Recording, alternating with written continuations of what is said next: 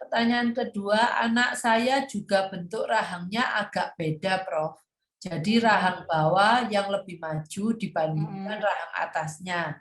Apa itu harus ditindak atau tidak apa-apa jika dibiarkan sampai dewasa? Sekarang umur 4 tahun 5 bulan belum verbal, masih babbling. Ya. Ya, sekarang umurnya kan masih 4 tahun lebih ya, artinya bahwa pertumbuhannya tulang itu belum selesai. Ya, artinya kita belum bisa memastikan apakah benar-benar mandibulanya itu lebih tumbuh duluan atau tidak. Kecuali anak itu punya suatu gangguan di palatum. Palatum itu langit-langit. Kalau ada gangguan di langit-langit, ada kemungkinan nanti gigi mandibulanya atau rahang bawahnya akan tumbuhnya lebih panjang daripada langit-langitnya. Tapi kalau tidak ada kelainan di langit-langit, ya ini mungkin belum selesai, ya belum selesai. Artinya pertumbuhannya itu belum sampai tuntas, jadi tidak usah keburu dulu mau diapa-apakan ya. Nanti tunggu sampai pertumbuhan tulangnya ini lebih sempurna ya, sekitar usia antara sekitar umur di atas 10 lah, 12 tahun, 13 tahun akan kelihatan.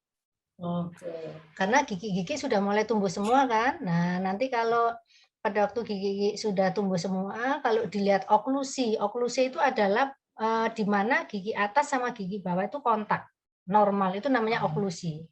Nah, nanti dilihat kalau sudah tumbuh itu, kalau oklusinya itu baik antara atas dan bawah, jadi Ibu nggak perlu khawatir ya, berarti nggak apa-apa.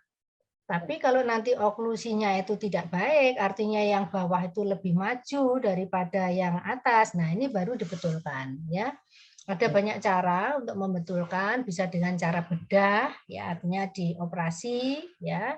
Tapi ada juga yang dengan cara menggunakan alat.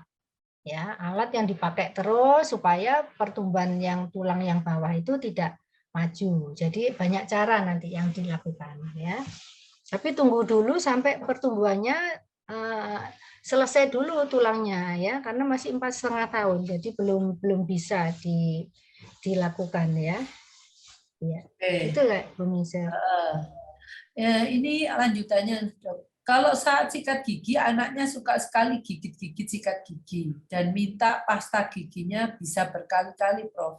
Bagaimana? Apa berbahaya kalau terlalu banyak menelan pasta gigi? Itu kasus yang saya alami sama cucu saya juga. Jadi kayaknya banyak kasus kayak gitu ya. Anak itu kalau disuruh sikat gigi, bukannya sikat giginya, tapi kepengen makan pastanya kayak gitu ya. Terus sikatnya itu digigit-gigit ya. Memang sih enggak boleh banyak-banyak ya, tapi artinya pasta gigi yang khusus untuk anak-anak itu memang sudah di-set ya, dibuat tidak berbahaya, sehingga kalaupun tertelan itu tidak mengkhawatirkan ya. Jadi Ibu nggak perlu khawatir ya. Dan kalau sudah tahu anaknya seperti itu, kalau memberi pastanya jangan banyak-banyak. Saya gitu. Ya, karena cucu saya juga seperti itu ya. Jadi sukanya gigit sikat giginya dan kemudian ditelan itunya. Jadi belum sempat gosok gigi pastanya udah habis ya. Jadi biasanya pastanya hanya saya oles gitu aja supaya dia merasa manis karena kan enak memang ya. Manis kemudian ada mintnya gitu kan anak-anak suka itu ya. Nah, biasa kayak gitu itu ya. Jadi memang saya kira harus punya trik ya. Ibunya harus punya trik. Jadi ketika memberikan ke sikat giginya itu hanya sedikit aja dioles. Dioles saja. Nah, kalau saya biasanya gini, karena anak itu kan suka gigit-gigit. Sikat gigi yang dipegang anak itu biar dipakai dia untuk gigit-gigit, tapi kita sendiri punya sikat gigi lagi. Saya biasanya gitu caranya. Jadi nanti ketika dia gigit, coba-coba itu lihat ya, terus ambil gimana caranya ya ibunya ya. Coba itu lihat kok ada apa itu giginya. Ketika dia buka mulut, kita langsung sikat pakai sikat gigi yang kita pegang. Nah, nanti kan anaknya pasti nggak mau lagi gigit-gigit lagi, nggak apa-apa. Ya memang telaten ya. Untuk menangani anak-anak yang kasus kayak gitu memang harus telaten. Jadi memang ya perlu ibunya itu perlu waktu sendiri nanti untuk membersihkan sikat gigi, ya. Nah, biasanya pada anak-anak yang memang masih di bawah umur itu ya, masih di bawah umur agak sulit gitu. Ya. Kira-kira gitu ya. Nggak usah khawatir Ibu kalau misalnya tertelan ya, nggak apa-apa. Ada pertanyaan lagi, untuk caranya merawat gusi yang mengalami abses, Dok. Ya. Itu gimana? Memang kalau yang untuk abses memang sebaiknya kan dibawa ke dokter gigi ya, supaya diberikan pengobatan. Tapi misalnya kalau belum sempat, bisa dilakukan dengan dikumuri aja, diberikan kumur. Nah, anak-anak ini bahaya obat kumur ini masalahnya ya. Sebenarnya Altram sih dulu punya obat kumur yang sangat bagus ya, yang waktu itu andalan sekali, andalan saya waktu itu ya, karena dia ditelan juga enggak apa-apa pada waktu dan bagus sekali karena dari herbal.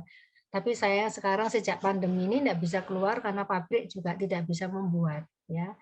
Nah, kalau sudah seperti itu mungkin yang bisa dilakukan ibu-ibu di rumah, ibu-ibu bikin obat kumur yang boleh ditelan.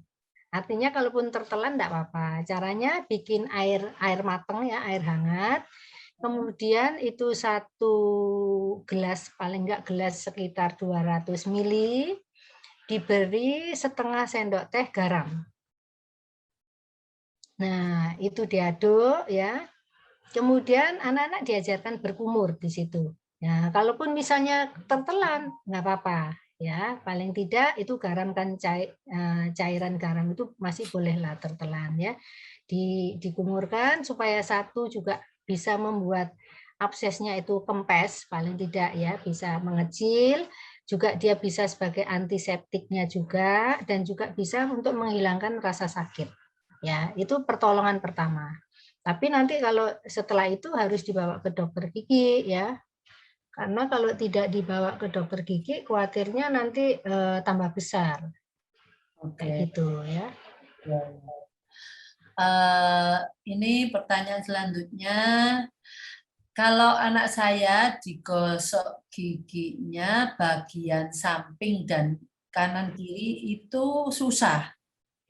Ya, mungkin Bagian ini samping, bagian samping. Samping kanan kiri ini susah. Oh ya, belakang, terutama belakang ya. Iya, itu gimana caranya Dok? Kalau depan mungkin masih mau dia, kalau yang samping aja yang nggak mau. Ya, jadi ini ada hubungannya dengan memilih sikat gigi tadi ya. Nah, jadi ada hubungannya dengan memilih sikat gigi. Jadi kalau bagian belakang itu harus pakai sikat gigi yang kecil ya.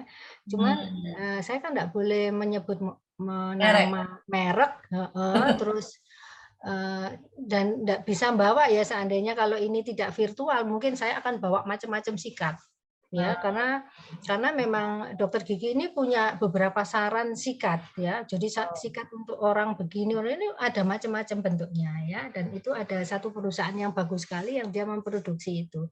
Nah, kalau yang belakang itu biasanya sikatnya ini bulunya itu pendek ya, pendek dan agak bulat sedikit ya. Terus nanti tangkainya itu tidak lurus, tapi tangkainya belok mengikuti bentuk rahang. Oh, nah, itu bisa ada. beli di mana Dok? Mungkin kalau kita nggak Itu biasanya kalau pada dokter gigi itu karena dia biasanya memang dia jarang dijual di luar karena harganya agak mahal. Mungkin kalau di luar nanti enggak laku ya, daripada dia naruh di supermarket sudah enggak laku, mahal gitu ya. Biasanya langsung di dokter gigi. Oh, ke dokter giginya ya? Iya, beberapa dokter gigi itu menyediakan ya, menyediakan. Nah, nanti itu jadi kalau anak itu hanya bisa depan, nanti orang tua yang menyikat pakai yang itu, yang sikat khusus tadi untuk mencapai belakang. Nah, jadi dia akan masuk sampai belakang dan kita bisa membersihkan karena agak bulat ya. Jadi nggak sampai melukai yang depan-depan gitu ya. Dan bulunya juga nggak boleh terlalu keras supaya kalau kena gusi itu gusinya nggak sakit. Gitu ya. Itu ada sikat yang khusus seperti itu ya. Prof Tere juga menerima pasien anak-anak enggak, Prof? Dulu menerima. Saya kan sekarang selama pandemi ini saya praktek saya sudah saya full saya kasihkan anak saya. Kebetulan anak saya juga sama dokter gigi. Ya. Jadi karena saya juga pandemi ini saya justru kesibukannya lebih banyak daripada sebelumnya. Jadi mulai pagi sampai malam itu terus ada Zoom terus gitu ya. Banyak sekali permintaan untuk memberikan Zoom. Jadi akhirnya ya sudah, biar selain saya mungkin faktor usia ya, kalau anak muda kan jauh lebih tidak berbahaya. Jadi saya sudah tidak praktek, tapi anak saya masih praktek dan terima, pasien anak-anak terima. Nah, mungkin boleh di-share, Dok. Prof, nanti Prof. Supaya ini banyak yang berkaitan sama dokter ya. Dan dokternya siapa juga nggak tahu, nanti nanti boleh di-share ininya apa. Tapi di Surabaya saya. Iya, nggak apa-apa. Yang pasien di Surabaya, untuk pasien yang di luar Surabaya, mohon maaf, mencari dokter gigi anak sendiri gitu ya. Nanti di chat ke saya atau ke semuanya, ya. Gitu. Oh ya, boleh. Ya, ada juga ini Mas Salma, bagaimana untuk merawat gigi pada anak yang memiliki lidah pulau? Karena saya merasa khawatir lidahnya luka kalau menggosok gigi pada saat lidah pulau. Apa ya, Dok? Saya nggak ngerti. Lidahnya itu ada bentuk-bentuk seperti pulau-pulau gitu mungkin ya. Oh iya. Jadi dia merasa khawatir lidahnya luka kalau menggosok gigi. Pada saat lidahnya itu ada pulau-pulaunya itu. Iya. Jadi Ibu gini, memang pada anak ya memang banyak sekali kasus juga itu juga yang pulau-pulau di lidah itu sebenarnya bisa jadi adalah jamur ya. Jadi karena tidak pernah dibersihkan, kemudian jamur itu di situ akan nempel di situ ya, terus kemudian akan membentuk seperti pulau-pulau kayak gitu ya. Dan kalau disikat memang anak takut sakit dan takut berdarah ya kalau nggak tahu caranya ya. Sebenarnya ada alat juga untuk membersihkan lidah, itu ada alatnya. Jadi bukan dalam bentuk sikat, tapi dalam bentuk seperti sendok. Itu ada alatnya sendiri ya. Nanti jadi Ibu bisa membersihkan itu pelan-pelan. Nah, nanti memang nggak bisa langsung hilang semuanya ya, yang pulau-pulau putih-putih tadi karena dia jamur, jadi nempel ya. Nah, tapi bertahap. Misalnya hari ini dibersihkan, kemudian besok dibersihkan lagi kayak gitu ya. Itu ada alatnya juga untuk membersihkan lidah itu. Seperti sendok. Mungkin untuk beberapa ini juga belinya di dokter gigi ya. Iya, kalau saya sih dulu selalu menyediakan ya, tapi mungkin di apotek mungkin ada ya, tapi tidak semua apotek ya. Biasanya apotek itu yang menyediakan itu adalah apotek-apotek yang berada di lingkungan dokter gigi. Biasanya begitu, bekerja sama. Jadi saya itu dulu begitu.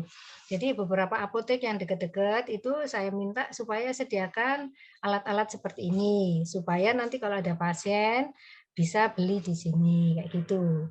Atau gini Dok, Prof, karena kita komunikasi nih ya, kalau umpamanya mereka nggak bisa mendapatkan di tempat asalnya, di kota asalnya, kita bisa kumpulkan di sini, dan nanti kita bisa meminta membeli dari dokter. Nanti mungkin detailernya atau suppliernya bisa dihubungi supaya ngirim kayak gitu ya. Termasuk sikat itu tadi mungkin yang tadi ya. Jadi untuk orang tua yang tadi itu ada suggestion untuk memakai sesuatu yang spesifik yang bisa didapatkan di dokter gigi, yang mungkin kalau tidak bisa mendapatkan di kota Anda bisa kita kumpulkan dan kita akan membeli mungkin dari Surabaya karena kita udah punya kenalan Prof. Tere, jadi mungkin lebih bisa membantu. Oh iya, ya, boleh nanti ya. Ya, langsung aja ke adminnya aja, langsung nanti biar didata. Gini, untuk yang selanjutnya bagaimana mengajar anak yang belum bisa berkumur, karena anak ini belum bisa menirukan, belum mengerti perintah gitu, tapi dia masih belum bisa berkumur. Iya. Memang sulit ya mengajarkan anak-anak untuk berkumur, biasanya akan ditelan itu airnya ya. Iya. Jadi kalau mau mengajarkan anak kumur, berikan dulu air yang ini ya. Tapi memang untuk anak-anak saya sarankan jangan menggunakan air biasa, air PET PDAM ya, jangan pakai itu ya. Iya.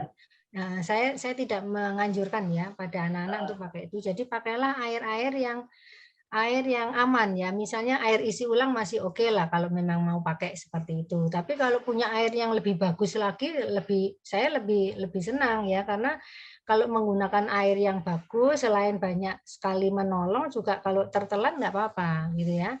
Jadi itu pertama adalah airnya. Jadi berikan air yang baik untuk anak-anak itu ya, jangan air yang tidak baik. Terus cara mengajarkan ya memang mungkin tidak bisa seperti mengajar pada orang dewasa ya. Ya pertama ya kalau misalnya punya gambar-gambar misalnya video atau apa ya itu anak supaya melihat dulu di video kayak gitu. Ya. Ya, jadi lihatkan dulu kan sekarang banyak sekali ya YouTube itu seperti itu. Nah, tunjukkan kepada anak, bahkan ada kan gambar saya pernah ngajari cucu saya soalnya di situ ada gambar bagaimana anak itu mulai mengambil air, kemudian dia berkumur-kumur, kemudian di videonya itu kelihatan sekali caranya. Nah, itu dia akan senang dan dia akan menirukan. Biasanya seperti itu ya. Jadi nanti kalau sudah dipraktekkan, nah biasa sih ya dia nggak akan sepinter itu, tapi paling tidak kalau sudah melihat dia akan mengikuti. Jadi itu kira-kira saran saya ya. Tapi yang penting adalah airnya ya.